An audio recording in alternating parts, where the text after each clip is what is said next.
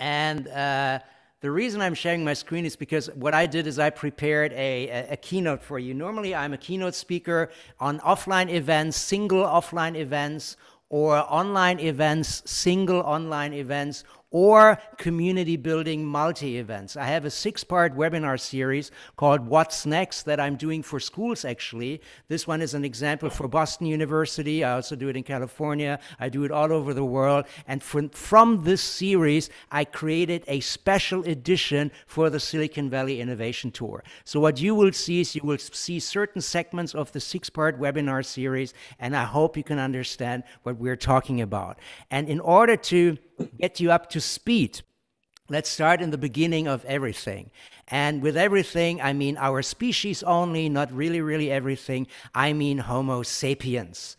And Homo sapiens, our story started 1,000 years ago. And as you know, we started in Africa. And we were really happy in Africa. Our first skulls, oops. Sorry about that. Our first skulls, if you can see the skulls here, our first skulls are near Botswana. And it's a fantastic area for Homo sapiens to be. So we actually did live in paradise. We had a beautiful lake where our species was born. There were trees, there were fruit, there was everything. But still, although it was perfect, at one point, as you can tell from the bones, where the bones are found over the period of time, at one point we said the sentence that changed everything, the sentence that changed humanity, that sentence that drives innovation, the sentence that actually is responsible for everything that you do as entrepreneur. And that sentence was, I'm bored, let's go somewhere new.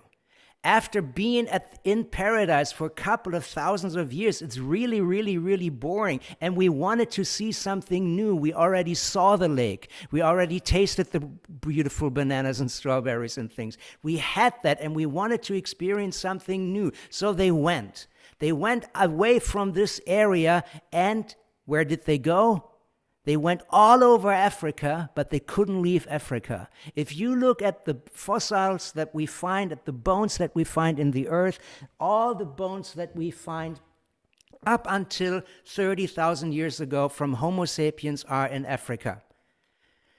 So, 30,000 years later, as I said, 70,000 years ago, they said the same thing. They were in Africa, and again they said, I'm bored, let's go somewhere new. And this time they reached Asia. So we find bones in Asia. And via Asia, they reached Europe. And the question is, what changed? How come we outperformed the Neanderthals? The Neanderthals were already in Europe. They were already there. How come we were bigger than them? And as you know, our name is Homo sapiens. We are the smart ones. And the Neanderthals are the Neanderthals. We're the stupid ones. So obviously we think it must be our brains, right? But if we actually look at our brain, this is the brain, this is the skull again. And if you measure the size of the brain, you will see that our brain is 1,450 cubic centimeter. And then we look at the skull of the Neanderthal, and boom, bigger brain. So their brain was 1,600 cubic centimeters. So that means that every single Neanderthalian person or individual was probably smarter than us. They had more brain power than us. They had more computing power than us.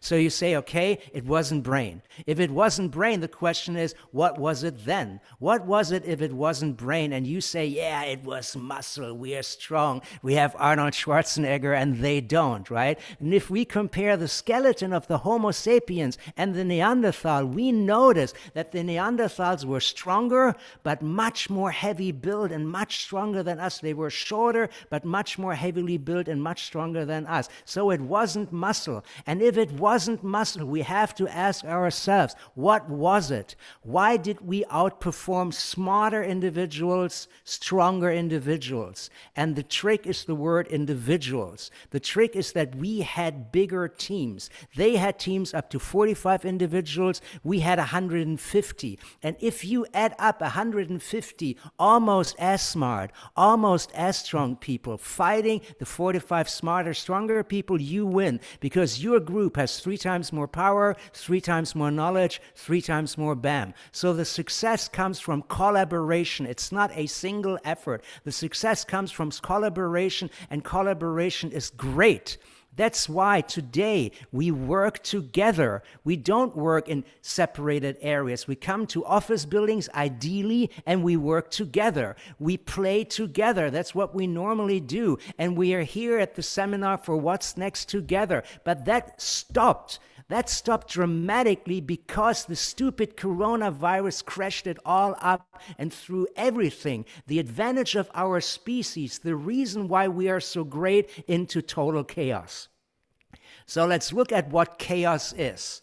And I don't know if you have kids, but if you do, and if they're a little bit younger, then you probably, during Corona times, played with them. And what do parents normally play? They play Lego. And if you play Lego, it starts with chaos. Because what happens is that the entire kid's room is spread with Legos. There's Legos everywhere. It looks completely chaotic. The playroom of a child is never cleaned up normally. And if you look at this bunch of Legos that are spread everywhere, there's one inherent major advantage to when it's built together. Because in this spread out chaos of Lego, every future shape has the same likelihood. From this, I can build a house, a rocket, a ship, a dog, anything. It's called open form. It can be anything. And then I start building it. So I reduce the open form and I give the open form structure. And now it's a one-shape likelihood. This is the Millennium Falcon. This is not the house. This is not a dog. This is only one thing. It is a closed form. And if I want to change the closed form to an open form again, I have to move every single part into chaos again. Chaos is the ultimate state for innovation. And then from this new chaos, when the parts are separated again, I can create a new new closed form. So creativity benefits from chaos. And I call the state where all the parts are everywhere and nothing is decided yet, quantum creativity. Because the possibilities in quantum creativity, where you didn't start anything yet, is limitless. And you, in the beginning of your life, have quantum creativity to a certain degree. I know that there's certain socioeconomic challenges and stuff like that, but theoretically you can do anything. And then at one point you start a certain way or a certain path, and then you limit the quantum creativity. But in the beginning, when nothing is decided, you can do anything. So let's do a workshop. I know it's a small group, but I still do the workshop for you because it's easier. I have here a deck of cards. You know, you can see the deck of cards. And the question is very simple. What can you do with a deck of cards? And in reality, if I just show you the deck of cards, you are entering, again, a moment of quantum creativity. You could use it maybe as a fan, or you can make a house out of it, or I can predict certain things.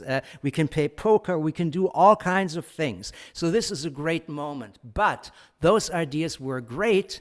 They were all great. But if I have a problem, they are all wrong. Because if my problem is that the stool is wobbly, making a fan or a house out of the card or playing poker wouldn't solve the problem. A wobbly chair can only be solved by one single solution, and that is to put the deck of cards under the chair. And that is not quantum creativity, that is targeted creativity, reduced creativity, or what I call binary creativity, because it is problem solved, yes or no. Problem solved, yes or no, is very, very binary. And binary is not the job of, let's say, a creative guy. It's more this accountant thing, right? And we often think the only fun part is quantum creativity. I can do anything. And binary creativity is really, really boring because it adds problem. The stupid wobbly chair, I just want to do something different. So we don't like problems necessarily, but problems can be fun. Problems can be actually really, really good fun. If you look, for instance, at playing golf, there's a golf ball in the guy's hand, and if I tell you the game of golf works like this. You put this ball in a hole. That's really boring. If the game of basketball is that you put the ball in a hoop that's low down, it's really boring. Only if you add problems, it gets interesting. You put this ball in the hole using only the stick. That's a completely interesting thing. Or you can put the basketball into the hoop, but there's another team and the hoop is really, really high, right? So that's adding problems can be fun. So see the problem as a joyful thing. Problems can also ignite creativity. Actually, by limiting the quantum creativity, it actually condenses it, and if it condenses, it gets hotter, it gets more energy, there's more fire, and you go more crazy and come up with smarter, better, more radical ideas. If I tell you create a shoe, you create a certain shoe in your head. If I say create a shoe for jogging at night, oh my God, it has to have light, it has geolocation. There's a lot of creative ideas that pop up that are much funner. They are more targeted, but they're still funner. So problems are relatively good. So what you need to do is you have to identify a problem, see a problem, like with the city and stuff like that, and then solve that. But seeing the problem is easier said than done. Much, much easier said than done. Before Corona, a long, long time ago, we used to travel. This is how we used to travel. And you can see everybody's traveling somewhere. And what do they have when they travel?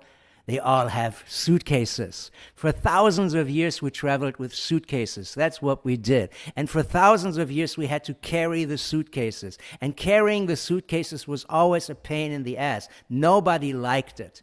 Everybody hated carrying the suitcase. But for thousands of years, we accepted this problem, and we said, hey, there's nothing you can do about it, right? What can you do? You travel, you have a suitcase, you have to carry the suitcase. That's the way to do it. What can you do about it? There's nothing you can do. And we limited our creativity because we were just accepting this. Until one fine day in the 70s, somebody hated it so much and created all this energy out of rage to go, I want to kill this thing, and came up with the solution of putting wheels on suitcases. And the wheel has been there for thousands of years, and the suitcase has been there for thousands of years. But putting the first things together happened in 1972. The first suitcase with wheels was sold in 1972. We have been to the moon. And the astronaut carried his stupid luggage and said, well, there's nothing you can do about it. This is horrible. We have to identify the problem, and if we hate it, we say, fuck yeah, and we change it. So your job is to be a contrarian. Your job is to say no to the existing, and curiosity means to say no to the existing. Even if you are in paradise, you say no to the lake, you say no to the banana, you say it's great, but I'm bored, I want to go somewhere new. And that is the drive of curiosity. But many of us, and even back then, 70,000 years ago, and before that, 100,000 years ago, we're happy with where we were. This is just like two big movements driven by single individuals, although we are operating in a group. But those single individuals said, follow me, I'm going somewhere new. But most people like the existing. And the challenge is that to challenge the existing disrupts our comfort. And if we hear disruption, especially disruption of comfort, hang on, I just have to decline this. Especially if we hear disruption of comfort, we think that disruption is horrible. We hate disruption.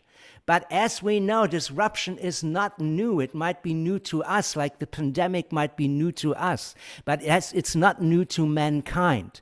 And as you know, the saying goes that the Stone Age did not end from the lack of stones. It was not that there were not enough stones. The Stone Age ended because somebody said no to the stone. and then invented the metal X, right? Because also the same thing, the reason that we left Botswana and the lake might probably not actually be a catastrophe. It was that we wanted to go somewhere else. So saying no to the existing creates the change. And if you move from a stone to an X, what happens? What is the disruption? What are you actually disrupting? And the disruption is more or less that you attack the existing technology. The metal X attacks the stone, but it definitely keeps the basic need.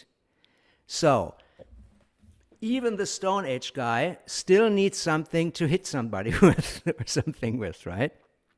And that need didn't change. The need is paleo. That's why I also talk about the paleo customer. The need is ancient, but the technology to fulfill this need is new. And why did the X win compared to the stone? Because it was better. So it improved the user experience. The tech people didn't make the change and the disruption. The user made it. The tech people just offered it.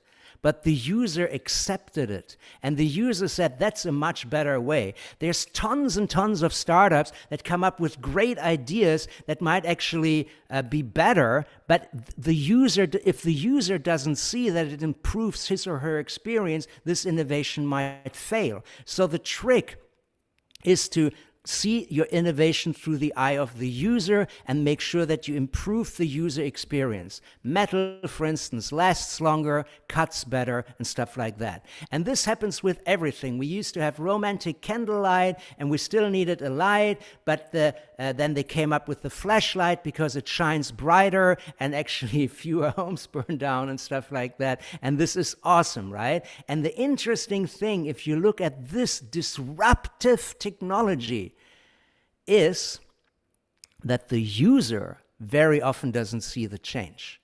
The user sees actually continuity. The user says, well, a metal X is just like a stone X, only sharper. The light, the flashlight is just like a candlelight, only safer. Spotify is just like a record, only you can stream it, you can have every music, and it's on your phone, it's everywhere, right? So the user sees the continuity. The user says it's the same, only brighter, safer, and better. But the companies don't see the continuity. The companies see the change. They say, oh my God, we built this great machine that can do vinyl records. And now they want to change it. We put so much effort into this, and now they want to stream music or download music. That's work. And that's not a little bit of work, that's a lot of work. And we might actually have to ditch this beautiful machine that we invested so much money into building, where we have experts that can run it. And then you find reasons why this machine is still worth a lot of money to you and the market. And I just gave I'm giving all these virtual keynotes currently, and I gave a keynote with a guy from Netflix, and he said it was really funny because they went many years ago to Blockbuster, which was a brick and mortar store where you could rent movies. You go to an actual store and ask them to join potentially or invest in Netflix. And Blockbuster had those stores. They were expensive and they were running nicely. And Blockbusters had all these big machineries already built, and they didn't want to give it up. And they came up with reasons why the work they already invested in was still valuable. And the reason was, which is I think is really funny, that the people will never download a movie and always go to Blockbuster, because if you rent your movie with Blockbuster, in addition to the movie, you get a drink and popcorn. And people want to watch a movie at home with a drink and popcorn or snacks and stuff like that. And that can only be done if they go to Blockbuster. So they came up with reasons why they should never change the winning horse and why their horse was winning, which I find ridiculous in retrospect. But back then we often do that. We often find reasons why the existing is great. So let's look at winning horse and the myth of never changing a winning horse. What is a winning horse? What do you need in order to have a winning horse? Very simple. Number one, you have to have a horse. That's the horse there, strong, powerful, muscle, great. That's your company, right? That's Blockbuster. I have a strong horse. On top of the horse, you or the CEO is steering the horse. Smart person, fantastic. And as you can see, they are one team. They're together. They're united. And if the boss says something, the whole company moves, and it's great. And it is great, but it's only a great team.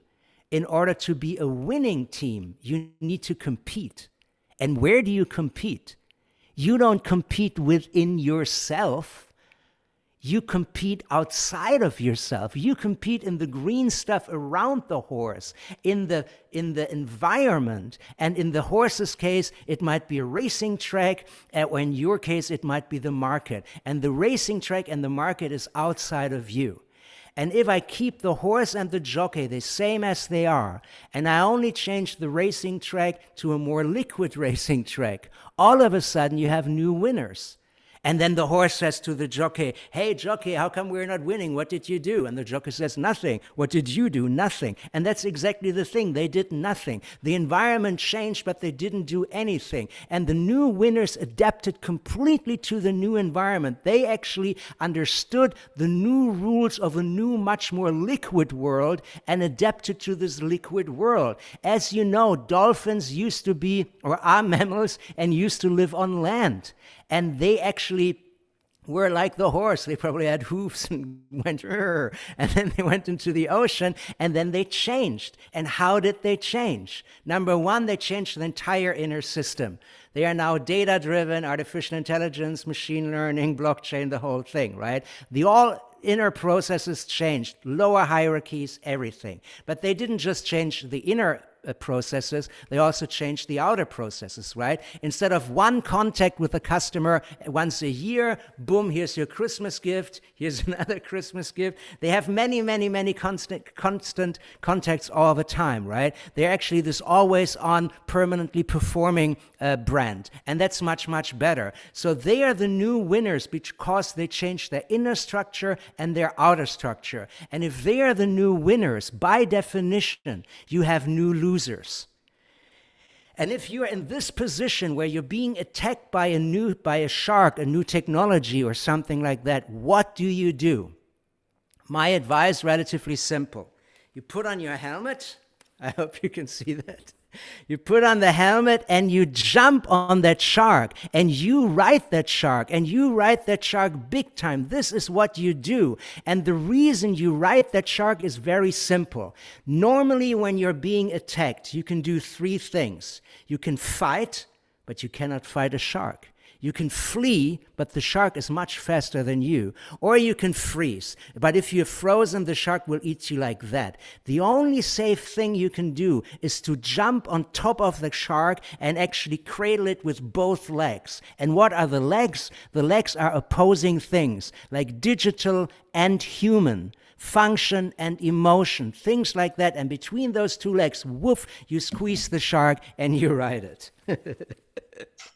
Yay, we continue.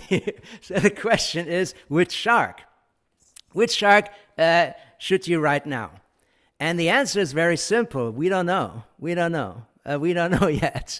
We actually are a little bit like Little Red Riding Hood, and we know our mission, right? Little Red Riding Hood knows the mission. Little Red Riding Hood has to get Grandma tipsy, get Grandma a couple of bottles of wine, make her actually really pleasant, and then Grandma's happy. But other than that, other than the mission, she doesn't know anything. She only knows that the forest is scary. That's the only thing. It's completely unknown. She doesn't know where to go next. She doesn't know if this is safe or if that is safe. She doesn't even know who's going to attack her. She only knows it's scary and there will be something, but what will attack her, we don't know. I do a lot of stuff for cars and especially the German car industry and stuff. And the question is always, who attacks your car brand? This was an old question, right? Does BMW attack Mercedes, for instance? Is it another car brand? Or is it something completely out of your universe? This guy, who has been there all the time? And the answer is it's the guy that you didn't see. The attack comes from the dark. The attack comes from outside of your universe. Boom. And that's why the biggest attacks always come from outside of your market. And Google attacked cars back then when they started with self-driving and with electric vehicles. And then obviously Tesla perfected it and marketed it and stuff like that. But Google attacked BMW. How can that be? And Apple attacked the music industry with downloads and stuff. How can that be? And Amazon attacks shopping malls. When you were talking about inner cities, it's a stupid thing online. How can that be? But it is happening. And Corona attacked the Silicon Valley Innovation Tours. How can that be? We don't know, it's just happening. The attack comes from the outside, from something you totally don't expect. Nobody expected Corona, boom, but it happened. And what do you do when it happens? Look at Nicky, what did he do? He fought. You fight back, that's what you do. And how do you fight back? You fight back with more bang.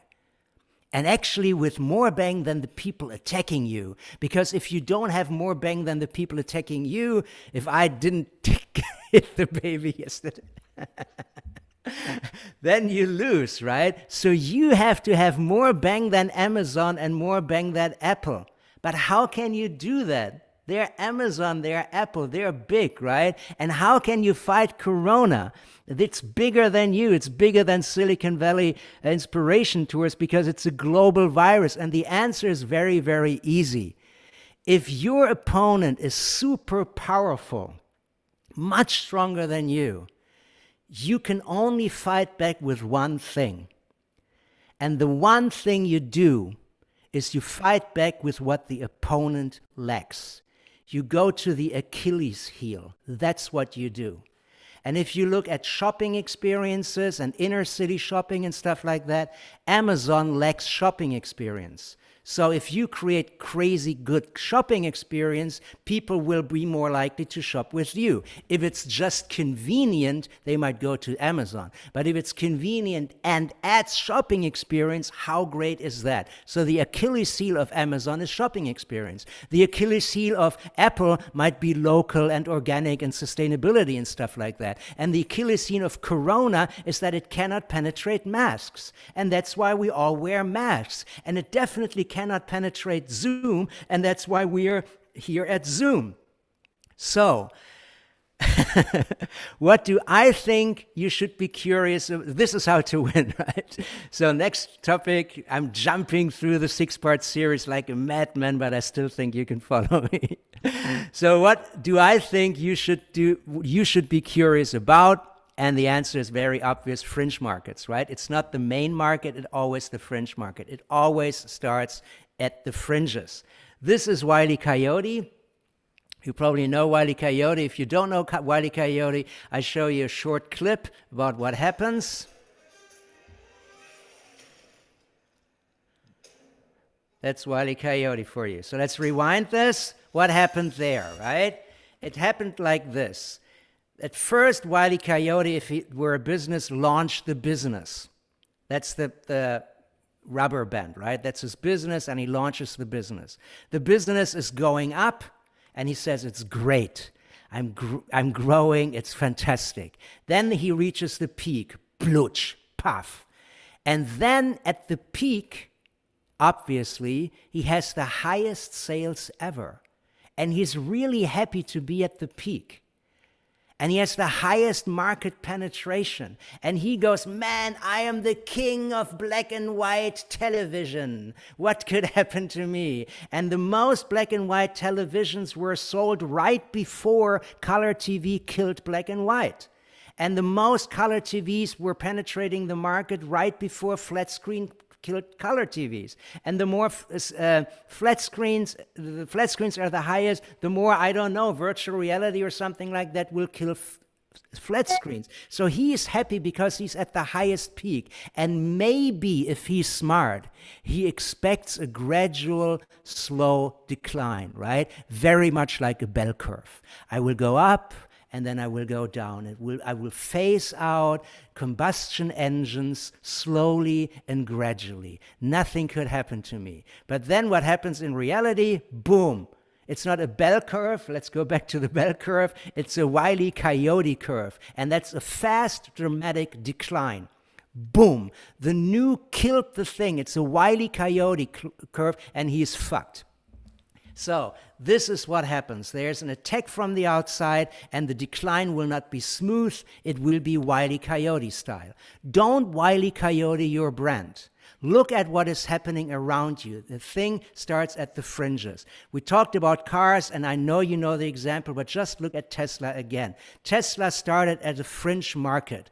The big players saw that, but they didn't move, because the big players prefer big volume markets. The big players say, yeah, electromobility, that's for a couple of hippies in San Francisco or Silicon Valley or in California in general. That is not threatening our big volume market. It's a fringe market. That's why they didn't react, right? The mainstream, when it was then a growing market and more people bought into this, started to notice the fringe. Oh, now it's hippies and teachers or something like that, right? And they noticed it, but they couldn't really keep up with the learning curve. And that's why they lost the race. They lost the race because the learning curve of Tesla and stuff was too steep, and they couldn't change the entire machinery. We just saw the big machines, and they saw work. We have the perfect machines to make great combustion engines. Why should we change? It's too much work. And then what happened is that more and more people bought into the Tesla and into the new technology, and the big players are now the niche market, and the fringe player is now the new category king. This is what's happening with many things very, very often. The same with Netflix, fringe market, yeah, a couple of crazy internet geeks that download movies, growing market. Oh, we cannot really change. We have so much money invested into brick and mortar, and then it's too late. Boom, and Blockbuster is dead. This is happening all the time. Wile E. Coyote curves are the reality in business. So your job is to create a new category. And when you do that, start at the fringes. Creating the new category is the curiosity. What is the stuff that interests people? Start with the fringe at a really specific target group, crazy people that like your thing, and then grow from that and become the category king. This would be my first ending.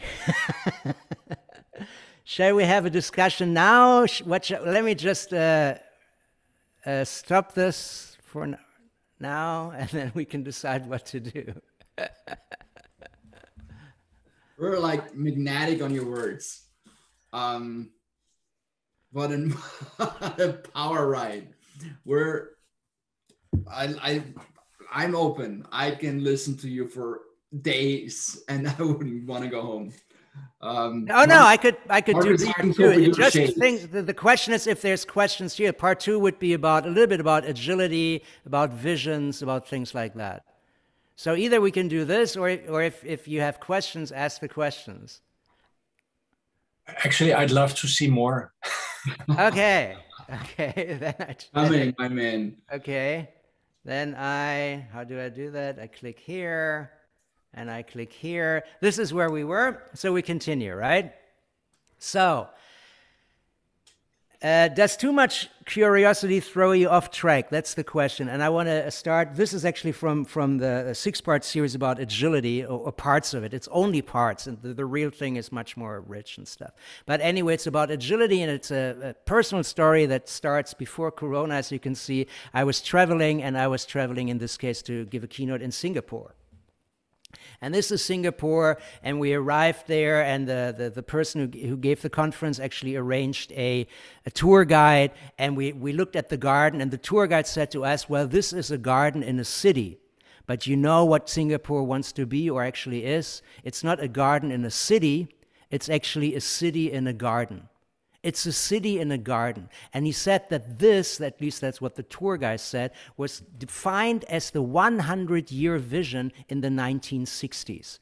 And he also told us that if you look at Singapore today, that's only 60 years after that or something like that, They already are the greenest cities, and they have the most trees and the most biodiversity of any big city in the world. So they had a very, very big vision.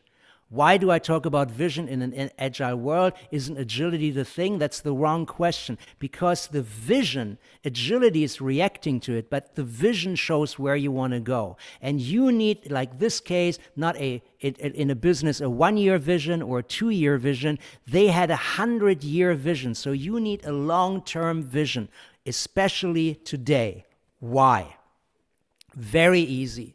The more chaotic the circumstances, the more long-term your vision has to be. It's very simple. You are now in the position of reacting to change. You start home office, you start delivering, you do all those kinds of things. You do what we call, you hit the crocodile next to the boat. So you're averting crocodiles, and some crocodiles you hit. But if you just look at the crocodile, you will lose where you are going. So in order to actually keep your vision intact, every once in a while you have to look, am I doing the right way? And you cannot look just 2 meters ahead of you. Then you would not know, am I actually going to Australia or something like that, right? You have to have a long-term vision. And if you're the captain of a boat hitting the crocodiles, for instance, where are you orientating yourself at? You do that at the North Star.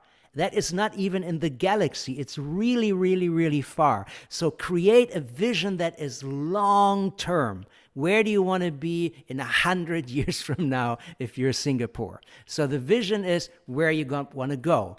The agility is how you get there. So first comes the vision, and you are as big as your vision.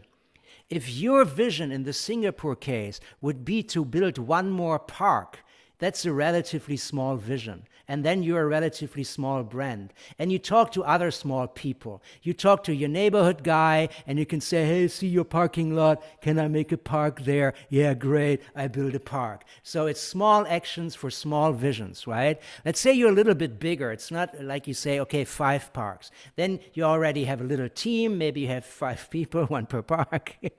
And then you might talk maybe to the mayor or somebody like that. Hey, I want to create 5 parks, and that's already good. But if your vision is gigantic, and you say, I want to build a city in a garden, that changes everything. You talk to the government, to everybody, because you say, you know what, your freeway cannot go here, because the freeway would kill the concept of a city in a garden.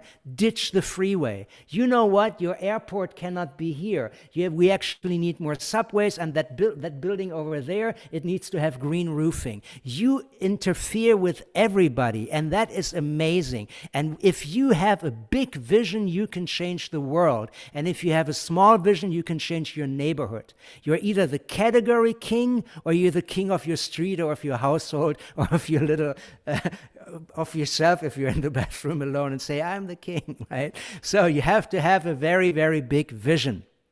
Since this is a California tour, we have to look at somebody from California, and my favorite visionary in California is James Cameron, the director of Avatar and Titanic. And he says famously, if you set your goals ridiculously high and it's a failure, you will still fail above everybody else's success. So what you need to do is you need to think big. That's very, very important. You need to say, I'm going to kill Blockbuster if you're Netflix. I'm going to kill BMW if you're Tesla. I'm going to kill NASA, again, if you're Elon Musk and stuff like that. I'm going to attack everybody. Think big, because only the bigness give big visions lead to big actions, and small visions lead to small actions. That's very, very crucial. So the vision is where you want to go.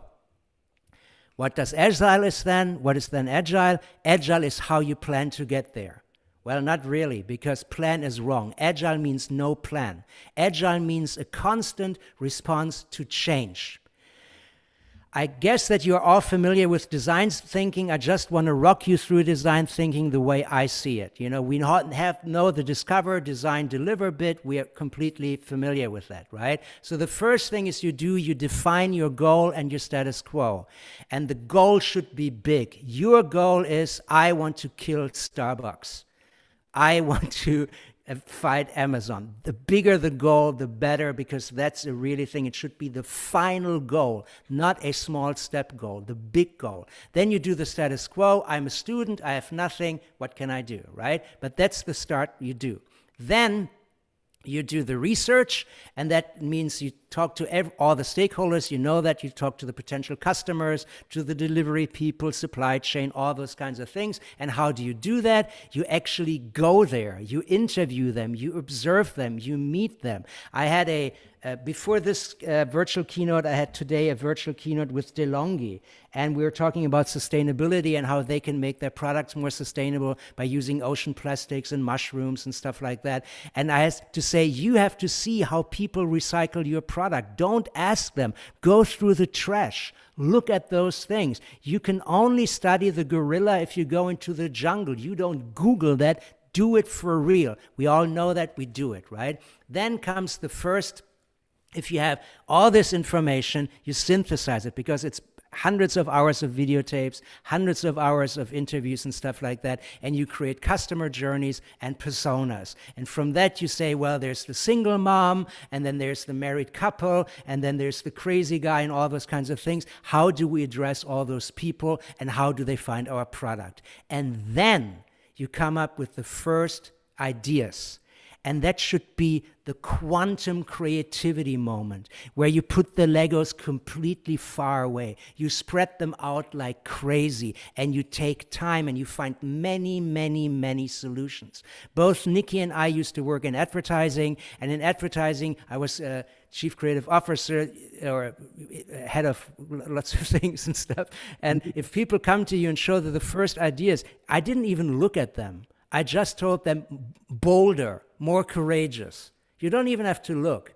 And then they feel ignited. So you ditch the first couple of ideas. Why? Because it needs time to come up with great solutions. Here's an example. This is a test.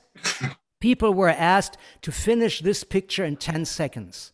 This is what they did. The question is, do it in 10 seconds. And they're all drawing.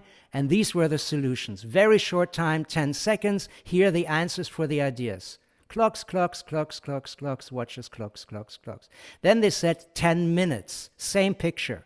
And they gave the people 10 minutes, or the kids. As you can see, humongous difference. None of the ideas is identical. They're all individual. It's much, much better. So creativity needs time. Give it time and come up with lots and lots of solutions. After that, it lacks in this thing, evaluate the solutions. Binary creativity, cost feasibility, yes, no, too expensive, not too expensive. It can only be right or it can be wrong. This is the binary state. And then you build prototypes. And what I normally do is I build yellow sticky prototypes. I hope you can see this. So I have here my app. And I go, oh, I open it, and I click here, and then it's big, and then I fast forward and stuff like that. Why is it on a yellow sticky? Because a yellow sticky has 0 value. We saw the big machine when we said the work. It is very expensive emotionally to get rid of that big machine. You invested so much in it. If I were to create a prototype and I program it and it looks really good, it's a pain in my heart to get rid of this. It troubles me to get rid of this. If it's a piece of paper, it's just a piece of paper. And this is how I interpret the famous saying, fail fast. It doesn't mean make many mistakes quickly. It means if you notice that you fail, ditch it. The idea is not valuable. It's like a piece of paper. It's like a yellow sticky. Crumple it up and throw it away and come up with something new. So you do that, and then you test the roughs, and then you actually improve the roughs, and then you should do this over and over and over and over again. And once it's great, then you move on and you implement it and you build a minimal viable product. And you test this and you deploy it. And then it depends on who you are. Either you deploy it in-house, like you build the new thing and you like the new car and you test it with your engineers. Or Apple tests the Apple Watch with its engineers. It doesn't leave the Apple thing. It's a secret. Nobody knows about it. You can fail, you can improve, you can do those things over and over again without anybody noticing. You do it in-house. Or you test it in a test market. That's what a lot of things like Barilla, for instance, food, Unilever, they actually create the product, they like it, and then they put it in a small market somewhere and see if it works or not, and then they optimize from there. Or you actually start at your core market. That's what Facebook, I think, did when they said, okay, we start in Harvard and we start at a university, and then they repaired it and improved it, and then they go to all the universities in the US, and then finally global. So no matter where you start, that's what you do. The minimal viable product. And after the minimal viable product comes what I call the MLP, the minimal lovable product. The thing that just doesn't work, but that you are proud about. The thing where you go, hey mom, look what I built. Or hey kid, look what I built. You're happy about it. And after that, you make the maximum lovable product where you go, oh my God, I can't believe how fucking amazing my product is. It's awesome. And then you are really proud, and then you can rock the market big time. But this doesn't stop, because then you have the improved maximum lovable product and so on. But if you go from an improved maximum lovable product to a viable product, again, that's a change of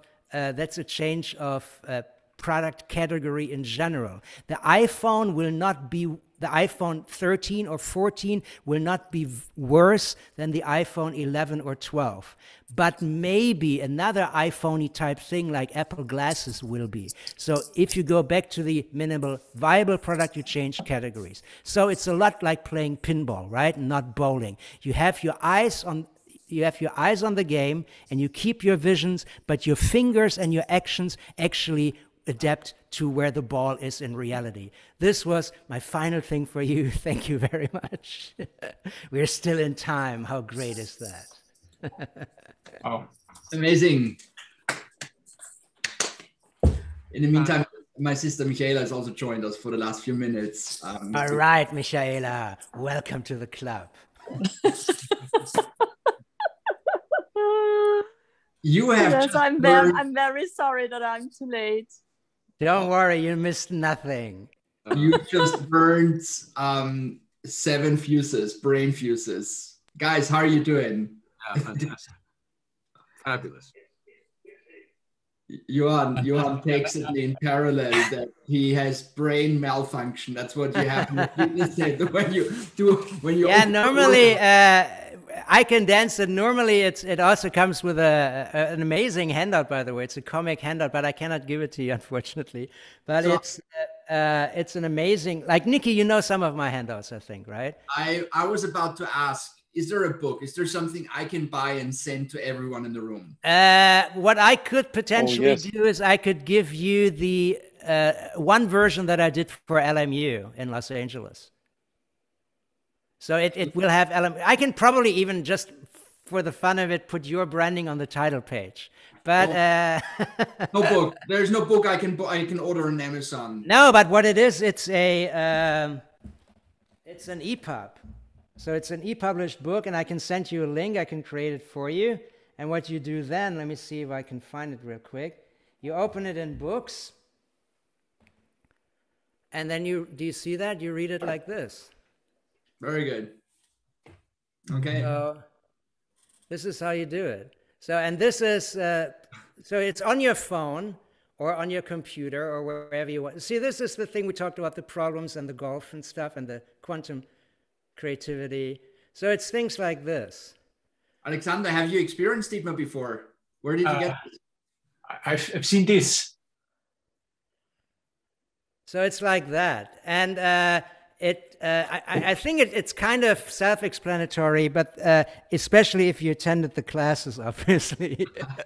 It's a reminder. But what I'm going to do is I'm going to send it to Nikki, and it's going to be an EPUB. If you have Apple, what you do is you open it in your Books thing, because then it's like that. You have to open it in Books. If you have Android, you download what is called an EPUB, electronic publishing reader. It's free. And so you will get a WeTransfer link, and then it says, oh, it cannot open it, it's EPUB, and you say export to Books, or export to EPUB reader, or copy paste into Books. And then you have it always on your phone, and I will even send I have a little poster with it that I can send as well. And I will do the branding for Nikki. So the title page will have your branding, but the rest of the content will be LMU, which is a university in Los Angeles. Amazing. Great. Floor is open. Share your thoughts. Ask your questions. Or not. And I have a beer.